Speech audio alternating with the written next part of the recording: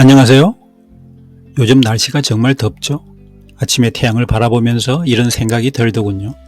태양은 여전히 같은 빛을 발산하고 있는데 지구는 왜 이렇게 뜨거운 공기가 맹위를 떨치고 있을까?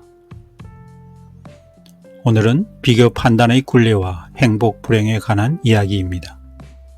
여러분은 오늘 몇 번이나 남과 자신을 비교했나요? 아침에 눈을 떠 스마트폰을 열고 누군가의 여행 사진을 보며 나의 현실을 떠올립니다. 회사에서는 동료의 승진 소식에 마음이 복잡해지고 친구의 세차, 지인의 화목해 보이는 가정을 보며 나도 모르게 내 삶과 견주어 봅니다. 분명히 어제까지만 해도 나쁘지 않았던 나의 하루가 다른 사람의 하루와 비교되는 순간 갑자기 초라해집니다. 내 형편이 달라진 것은 아무것도 없는데 마음만 불행해지는 것이죠. 왜 우리는 이렇게 끊임없이 비교하며 살아가는 것일까요? 그리고 이 비교의 굴레에서 벗어나 지금 이 순간 있는 그대로의 나에 만족하며 살 수 있는 방법은 없는 것일까요? 오늘은 이 질문을 함께 풀어보려 합니다. 우리를 비교의 함정으로 끌어들이는 근본적인 이유는 무엇인지, 그리고 그 굴레에서 한 걸음 물러나 진짜 행복에 다가서는 지혜는 무엇인지 차근차근 이야기해 보겠습니다. 비교는 둘 이상의 대상을 견주어 공통점과 차이점을 확인하는 객관적 분석 과정이고, 판단은 비교 결과를 바탕으로 가치를 매기거나 결론을 내리는 주관적 의사결정입니다. 간단한 예를 들어보면 사람의 키가 크다, 작다 비교할 수는 있죠. 눈에 보이는 현실이니까.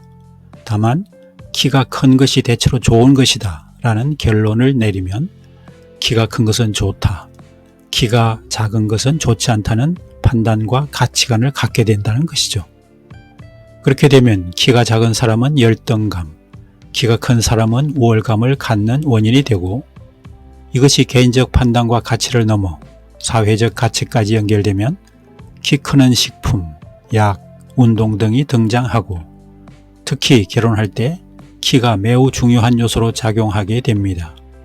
이와 같이 비교는 단순한 일이지만 그것이 판단과 가치로 연결될 때 인간을 행복하게도 불행하게도 만들게 되는 것이죠.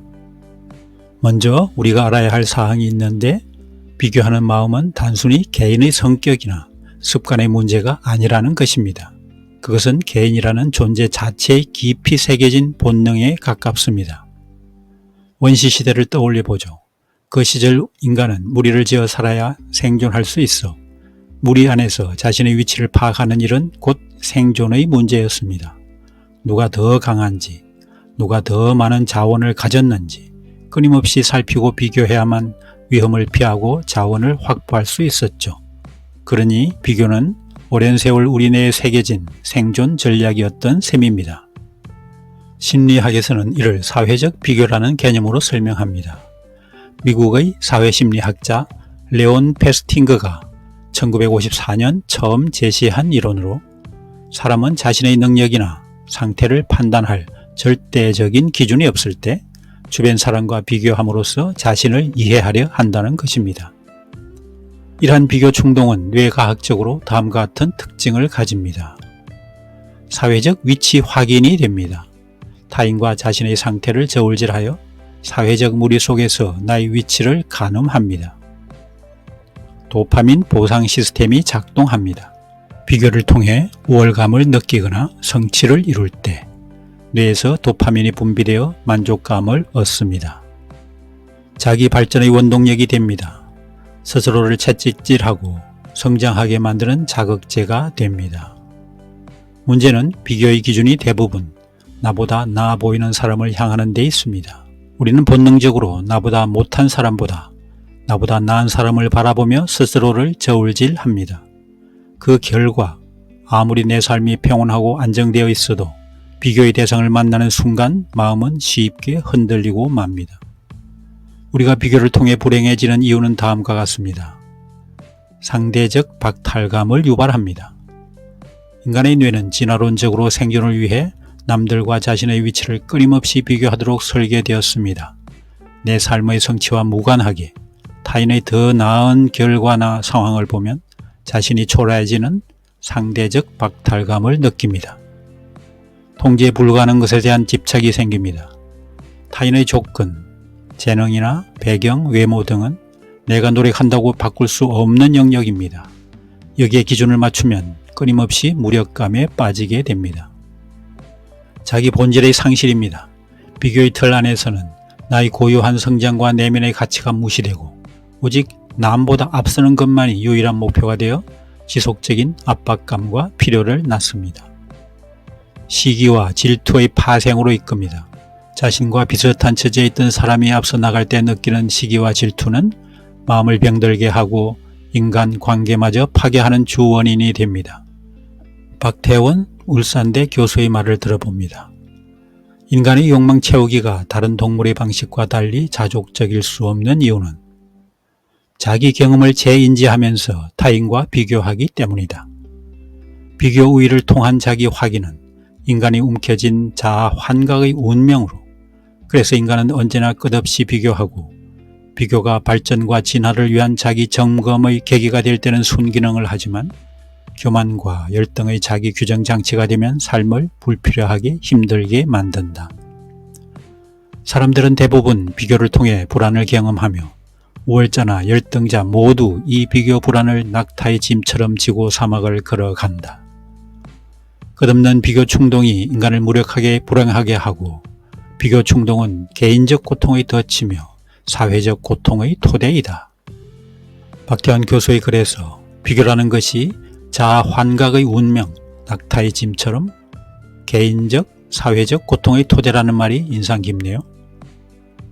여기에 더해 현대사회는 이 본능을 극단적으로 자극하는 환경을 만들어 놓았습니다. 과거에는 비교의 대상이 나와 가까운 이웃, 마을 사람 정도였는데 지금은 다릅니다. 손안의 스마트폰을 통해 전 세계 수십억 명의 삶이 실시간으로 전시됩니다. 그것도 가장 화려하고 가장 행복해 보이는 순간만 편집되어 보여지는 것이죠. 우리는 나이 있는 그대로의 하루를 남이 가장 빛나는 편집한 하루와 비교하는 불공정한 게임을 매일같이 반복하고 있는 것입니다. 그렇다면 우리는 왜 이 사실을 알고도 여전히 비교의 굴레에서 벗어나지 못하는 것일까요? 그 근본적인 이유를 세 가지로 짚어보겠습니다. 첫째, 자아의 불안정성입니다. 우리는 나라는 존재를 스스로의 내면에서 온전히 확인받기보다 타인의 시선과 평가를 통해 확인받으려는 경향이 있습니다. 내가 정말 잘 살고 있는지, 내가 가치 있는 사람인지를 스스로 판단하지 못할 때 우리는 외부의 잣대를 빌려옵니다. 그 잣대가 바로 남과의 비교입니다. 다시 말해, 비교는 흔들리는 자아를 붙잡기 위한 무의식적인 시도인 셈입니다. 자기 자신에 대한 확신이 굳건하다면 굳이 남을 기준으로 삼을 필요가 없습니다. 하지만 그 확신이 약할수록 우리는 더욱 절박하게 비교의 대상을 찾아 헤매게 됩니다. 둘째, 더 가지면 행복해질 것이라는 뿌리 깊은 착각입니다. 우리는 남이 가진 것을 볼 때 저것을 가지면 나도 행복해지겠지라고 무의식적으로 상상합니다. 그러나 그 착각은 결코 채워지지 않습니다.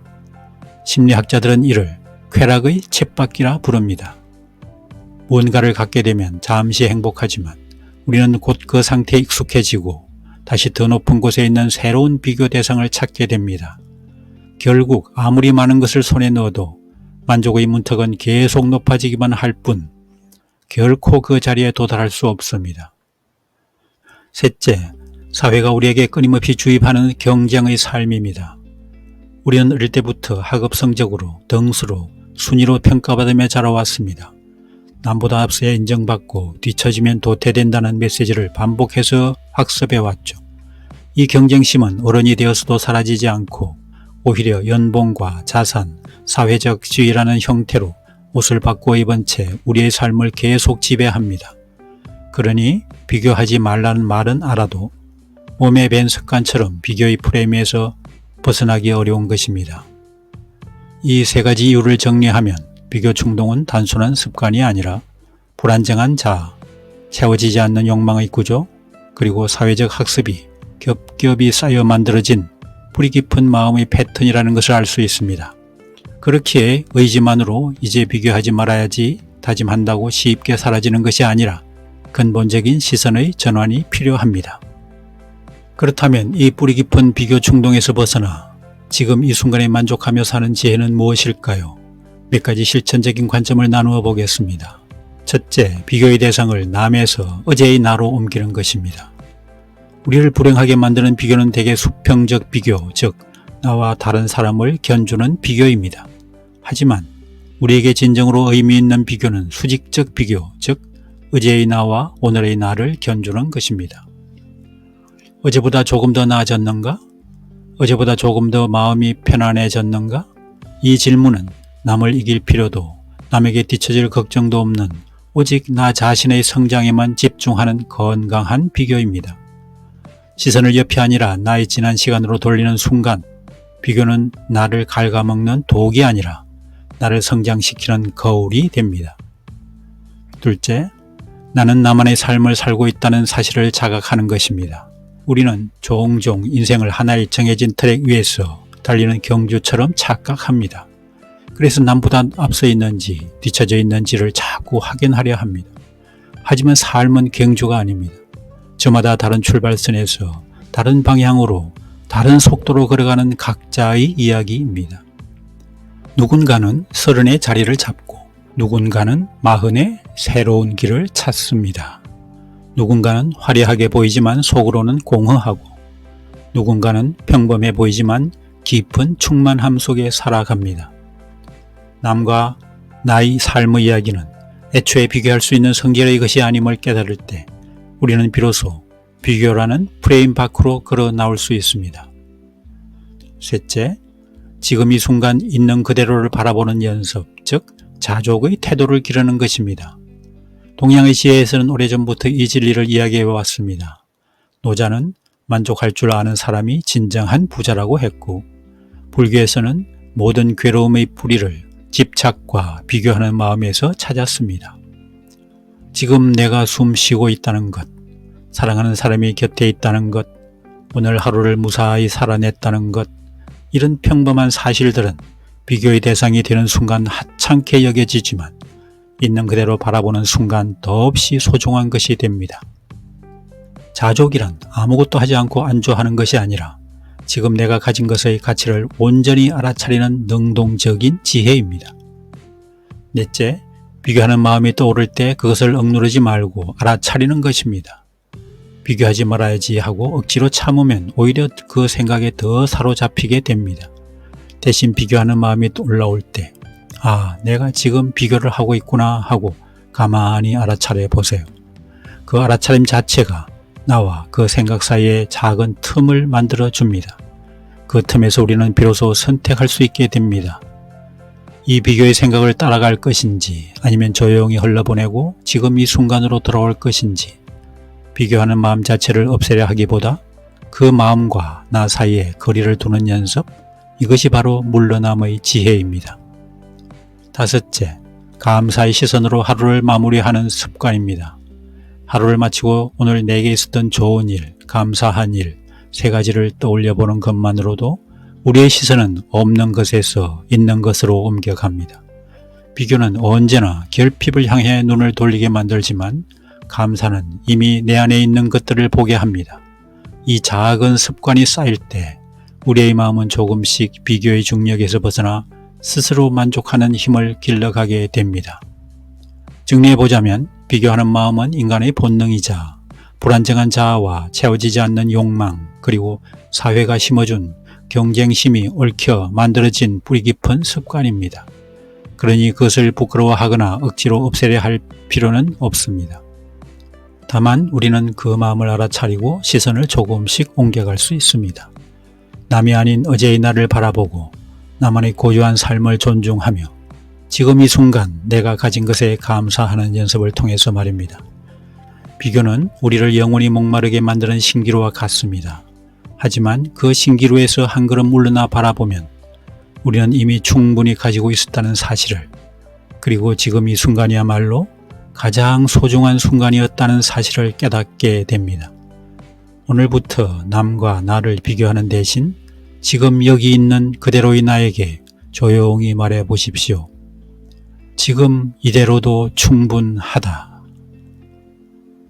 비교 판단에서 물러나 진짜 행복으로 걸어가시길 바랍니다. 현존하는 미국의 영적 지도자 바이런 케이티는 아래와 같은 중요한 메시지를 우리에게 전합니다. 나를 고통스럽게 만드는 것은 내 생각일 뿐, 내 삶이 아닙니다. 감사합니다.